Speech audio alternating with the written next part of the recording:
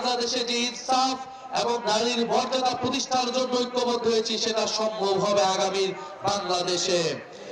প্রিয় এলাকাবাসী, আমরা দেখতে পাচ্ছি একটি জোট, তাকে জোট বলা যাবে না, একটি দল যিনি অনেকগুলো দলকে নিজের ভিতর পেটের ভিতর নিয়ে নিয়েছে, বহুদলীয় গণতন্ত্রকে নষ্ট করে দিয়েছে, সেই দল বিভিন্ন জায়গায় হুমকি দিয়ে বেড়াচ্ছে সেই দলের নেতা কর্মীরা। আমরা বলছি সেই হুমকি রক্তচক্ষু উপেক্ষা করেই আমরা 5ই আগস্ট ঘটিয়েছিলাম। আমরা কোনো হুমকি এবং রক্তচক্ষুকে ভয় পাই না। এই সাভার আশুলিয়ার এই ঢাকা 19-এর মানুষ কোন রক্তচক্ষুকে ভয় পায় না। সেই দলের নেতা যখন দেশে এসে নামলেন, তিনি বললেন তার একটা প্ল্যান রয়েছে। আমরা সাধুবাদ জানিয়েছি। আমরা প্ল্যান থাকলে প্ল্যান শেয়ার করেন। আমরা চাই বাংলাদেশ পরিবর্তন হোক। আমরা সম্প্রীতির রাজনীতি করতে চেয়েছিলাম, কিন্তু এখন দেখছি তিনি কোথায় চিনিকল আছে, কোথায় নাই, কোথায় ইপিজেড আছে, কোথায় নাই, কোনটা বাণিজ্যিক রাজধানী, কোনটা কি হবে, কোথায় সোয়াবিন চাষ হয়, কোথায় ভুট্টা চাষ বেশি হয়, উনি কিছুই জানেন না। যার দেশ সম্পর্কে কোনো ধারণা নাই, যিনি 16-17 বছর বিদেশে ছিলেন, যিনি জনগণ থেকে বিচ্ছিন্ন, তার দেশ নিয়ে কি প্ল্যান রয়েছে তার দেশের জনগণ অলরেডি বুঝে গিয়েছে। এমন কোন প্ল্যান করবেন না যে বাংলাদেশকে আবারও পিছিয়ে নিয়ে যাবে। এমন কোন প্ল্যান আমরা বাংলাদেশে বাস্তবায়ন হতে দিব না যা ফ্যাসিস্টদেরকে পুনর্বাসন করবে। এমন কোন প্ল্যান আমরা বাংলাদেশে বাস্তবায়ন হতে দিব না যা বাংলাদেশে আবার আধিপত্যবাদী রাজনীতি তৈরি করবে। নিজেদের জীবন থাকতে আমরা সেই প্ল্যান বাস্তবায়ন হতে দিব না ইনশাআল্লাহ। আপনারা প্রস্তুত হন। আমরা বাংলাদেশের মানুষকে আর কোনো প্রতারক, আর কোনো বেঈমানদের কাছে আমরা দেশের ক্ষমতা, দেশের দায়িত্ব দিতে চাই না। আপনার একটা কথা বলা হচ্ছে যে অভিজ্ঞতা, রাষ্ট্র পরিচালনার অভিজ্ঞতা। রাষ্ট্র পরিচালনার অভিজ্ঞতা আপনাদের কি ছিল এটা বাংলাদেশের মানুষ দেখেছে।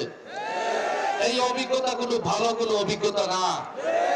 2001 থেকে 6 যে অভিজ্ঞতা হয়েছে বাংলাদেশের মানুষ তা দেখেছে। জামাত ইসলাম সেই মন্ত্রণালয়ে ছিল, ক্যাবিনেটে ছিল, তারাও সেটার অভিজ্ঞতা নিয়েছেন। ফলে আমরা সেই পুরনো কথা বলে আপনাদেরকে আর বিব্রত করতে চাই না। 5ই আগস্টের পর থেকে আপনারা বাংলাদেশে যা করেছেন এটাই যথেষ্ট আপনাদের বিরুদ্ধে ভোট দেওয়ার। ফলে অভিজ্ঞতার কথা বলে নিজেদেরকে আর অপমানিত করবেন না। বাংলাদেশের মানুষ এখন নতুনদেরকে সুযোগ দিতে চায়। যাদের নিয়ত ঠিক আছে, যাদের অন্তরে দেশপ্রেম আছে, যাদের সততা আছে, যাদের দক্ষতা আছে, ইনশাআল্লাহ অভিজ্ঞতার কোনো ঘাটতি সরকার পরিচালনার জন্য হবে না তাদের। এবং এই 11 দলীয় জোট, এটা একটা জোটের সরকার হবে যেখানে মুখী মানুষ রয়েছে, ভোটের মানুষ রয়েছে, এবং দেশ বিদেশ থেকে আরো অভিজ্ঞ মানুষকে এনে এই সরকার পরিচালনা করা হবে। এবং আমরা দেশের অভিজ্ঞ এক্সপার্ট মানুষদেরকে নিয়ে ইস্তেহার তৈরি করেছি। এনসিপি ইস্তেহার তৈরি করেছে, জামাত ইসলামী ইস্তেহার তৈরি করেছে। আমরা সকল ইস্তেহার সমন্বয় করে বাংলাদেশের সামনের সরকার পরিচালনা করব ইনশাআল্লাহ। আমাদের অভিজ্ঞতা, দক্ষতা, যোগ্যতা সবকিছু দিয়ে বাংলাদেশকে আমরা নেতৃত্ব দিব। আপনারা সেটার জন্য প্রস্তুত হন। এবং 12ই ফেব্রুয়ারি একটি মাত্র দিন, এই এলাকার মানুষের কাছ থেকে আমরা চেয়ে নিচ্ছি আপনারা নির্ভয়ে ভোট কেন্দ্রে আসবেন।